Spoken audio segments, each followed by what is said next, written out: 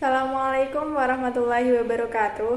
Di sini kelompok kami akan mempresentasikan mengenai manajemen komunikasi terpadu. Sebelumnya perkenalkan, nama saya Afnan Hanifah Rosidatul Ulia, NIM 185. Sebelum masuk ke materi, ada beberapa poin yang akan kami jelaskan. Yang pertama yaitu apa yang disebut dengan komunikasi pemasaran terpadu. Yang kedua ada bagaimana perencanaan komunikasi pemasaran terpadu. Dan yang terakhir yaitu yang ketiga, bagaimana strategi pemasaran dan komunikasi pemasaran terpadu. Menuju ke materi yang pertama, yaitu apa yang disebut dengan komunikasi pemasaran terpadu. Pengertian komunikasi pemasaran terpadu. Komunikasi pemasaran terpadu atau yang biasa disebut dengan Integrated Marketing Communication atau IMC adalah sebuah konsep di mana suatu perusahaan mengintegrasikan dan mengkoordinasikan berbagai saluran komunikasi untuk mengirim pesan yang jelas, konsisten, dan meyakinkan berkenaan dengan perusahaan dan produknya. Sedangkan definisi komunikasi pemasaran terpadu menurut American Association of Advertising Agency adalah sebuah konsep perencanaan komunikasi pemasaran yang memberikan nilai tambah terhadap suatu perencanaan yang mendalam dengan cara melakukan evaluasi terhadap peran strategis dari berbagai macam ilmu komunikasi dan mengkombinasikannya untuk menghasilkan keakuratan, konsistensi, dan efek komunikasi secara maksimal melalui integrasi dan pesan-pesan yang terpisah. Yang selanjutnya mengenai manfaat komunikasi pemasaran terpadu. Apa sih manfaat dari komunikasi pemasaran terpadu tersebut? Ada beberapa manfaat. Yang pertama yaitu konsistensi pesan yang dikirim. Melalui IMC, perusahaan dapat memastikan kesamaan pesan yang dikirimkan kepada target audiens untuk setiap komponen dalam program komunikasi perusahaan. Hal tersebut sangat menguntungkan bagi perusahaan karena dapat menghindari terjadinya kebingungan dari konsumen. Manfaat yang kedua yaitu kesatuan organisasi perusahaan. Dengan menerapkan IMC, memberikan dampak baik secara internal perusahaan maupun eksternal perusahaan. Dampak internal yang timbul adalah adanya pengertian dari seluruh karyawan mengenai tujuan-tujuan yang hendak dicapai oleh perusahaan, sehingga mereka dapat bekerja secara bersama-sama di dalam mencapai tujuan tersebut. Dengan manfaat yang ketiga, yaitu hubungan dengan mitra kerja. Penerapan IMC membuat hubungan antara perusahaan dengan agen periklanan terjalin semakin erat. Hal tersebut terjadi karena agen periklanan tidak hanya menangani satu atau beberapa komponen pada program komunikasi pemasaran. Terima kasih. Assalamualaikum warahmatullahi wabarakatuh. Di sini saya akan menjelaskan materi kedua yaitu perencanaan komunikasi pemasaran terpadu. Perencanaan komunikasi dalam pemasaran terpadu merupakan panduan mendasar yang sangat penting untuk membentuk serta menyusun sebuah perencanaan strategi. Berdasarkan pandangan komunikasi pemasaran, perencanaan mungkin lebih penting dari sebuah dokumen yang dimiliki. Setiap perencanaan dan eksekusi periklanan memiliki nilai yang kecil jika dijaga dan dipertahankan di hadapan konsumen. Dalam menjaga hubungan dan penyampaian informasi pada masyarakat, dibutuhkan pengembangan komunikasi. Dibutuhkan pengembangan komunikasi pemasaran yang efektif. Komunikasi yang efektif diharapkan dapat merubah atau memperkuat tingkah laku yang sudah diubah sebelumnya. Elemen dalam proses komunikasi terbagi menjadi 9 elemen, yaitu 1. Sender adalah pihak yang berperan di dalam menyampaikan pesan kepada pihak yang lain. 2. encoding adalah proses penyampaian pesan dalam bentuk-bentuk simbolis. 3. Message adalah pesan yang hendak disampaikan atau dikirim. 4. Media adalah saluran komunikasi yang digunakan dalam penyampaian pesan. 5. Decoding adalah proses di mana penerima pesan menerima dan menginterpretasikan pesan yang diterima. 6. Receiver adalah pihak yang berperan sebagai penerima pesan. 7. Response adalah reaksi yang timbul dari pihak penerima pesan setelah menerima sebuah pesan. 8. Feedback. Feedback adalah bagian dari respon pihak receiver yang disampaikan kepada sender. Dan yang terakhir 9. Noise adalah gangguan yang timbul dalam proses komunikasi. Cara membangun komunikasi yang efektif. 1. Mengidentifikasi target audiens perusahaan. Langkah awal yang perlu dilakukan adalah mengidentifikasi siapa yang menjadi target audiens perusahaan. 2. Menetapkan sasaran komunikasi yang ingin dicapai. Untuk dapat menetapkan sasaran komunikasi yang dapat dicapai yang sangat tepat, maka pemasar harus memahami tahap-tahap normal yang dilalui oleh seorang konsumen sebelum memutuskan untuk melakukan pembelian. Dan yang ketiga, memilih media dalam komunikasi pesan. Pemasar dapat memilih 2 jenis dari saluran komunikasi, yaitu komunikasi personal dan komunikasi non-personal. Komunikasi personal melibatkan percakapan antara 2 orang atau lebih, bisa melalui tatap muka, telepon, surat, dan internet. Sedangkan komunikasi non-personal bisa dilakukan melalui media cetak, koran, majalah, brosur, dan sebagainya.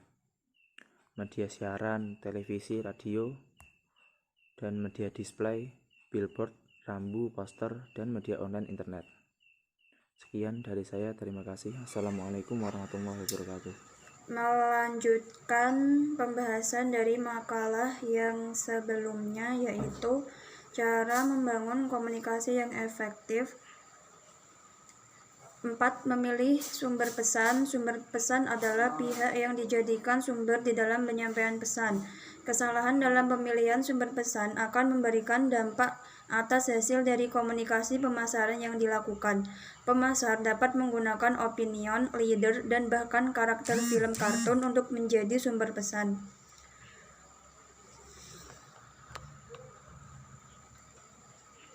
Contoh dari sini yaitu Alfamart, yaitu dia menggunakan kartun dari berbentuk lebah untuk menjadikan pemasaran sumber pesan agar pelanggan tertarik akan produknya. Yang kelima, mengumpulkan respon balik dari target audiens. Tahap akhir yang harus dilakukan pemasar adalah mengumpulkan respon balik dari target audiens atas kegiatan komunikasi yang telah dilakukan. Respon balik ini sangat penting sebab jika respon balik konsumen terhadap suatu komunikasi pemasaran negatif, maka pemasar dapat dengan segera mengubah strategi program komunikasi produknya. Ini yaitu sama dengan memberikan saran terhadap perusahaan. Selanjutnya, materi 3, strategi pemasaran dan komunikasi pemasaran terpadu, yaitu 1. Strategi pemasaran. Suatu perusahaan dalam aktivitasnya harus efisien, menjalankan konsep pemasaran agar keuntungan yang diharapkan dapat terrealisasi dengan baik. Ini menandakan kegiatan pemasaran dalam perusahaan harus dikoordinasikan dan dikelola sebaik mungkin.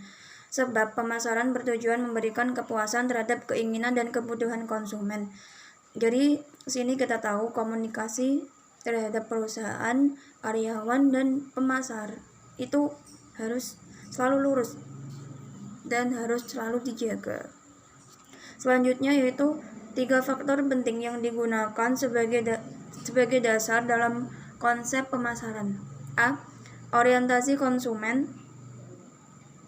Intinya, jika suatu perusahaan ingin menerapkan orientasi konsumen, perusahaan akan memilih kelompok pembeli tertentu sebagai sasaran dalam penjualan, menentukan produk dan program pemasarannya, kemudian perusahaan mengadakan penelitian pada konsumen untuk mengukur, menilai, dan menafsirkan keinginan, sikap, serta tingkah laku mereka. Setelah itu menentukan dan melaksanakan strategi terbaik. Apakah menitik beratkan pada mutu yang tinggi, harga murah, atau model yang terbaik? Kita sebelum memulai suatu usaha, kita harus menentukan target kita itu dewasa, anak-anak, orang tua, cowok atau cewek. Dan kita harus mengukur dan menilai barang kita.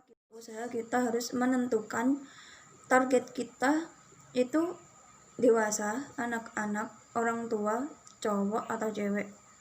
Dan kita harus mengukur dan menilai barang kita. Kita mau menjual dengan produk murah tapi kualitas rendah, atau produk mahal tapi kualitasnya tinggi. Itu sasarannya adalah orang yang fashionable atau berduit, orang kaya lah. Yang B, melaksanakan koordinasi dan integrasi dalam perusahaan. Sebagai upaya memberikan kepuasan secara optimal kepada konsumen, semua elemen pemasaran yang ada harus diintegrasikan atau diatur.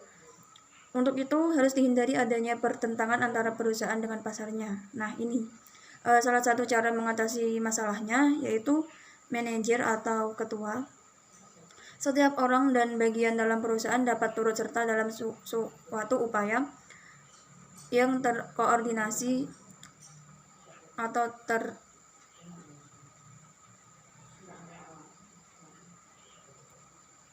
memberikan kepuasan konsumen sehingga tujuan perusahaan dapat tercapai.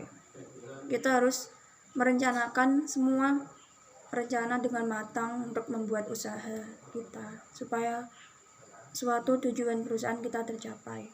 Yang C, meraih laba melalui kepuasan konsumen. Salah satu tujuan dari perusahaan yaitu kan harus meraih laba perusahaan.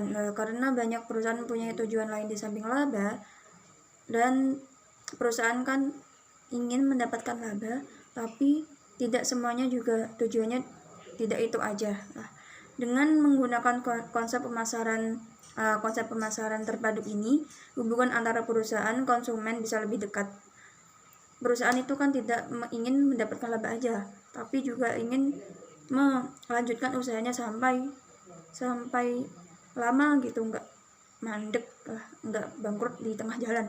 Nah, itu kita harus menggunakan konsep pemasaran terpadu ini supaya perusahaan, konsumen maupun pemasaran itu bisa dalam suatu komunikasi yang baik dan tidak akan terjadi kerenggangan, dan insya Allah usaha kita itu akan tetap baik-baik saja.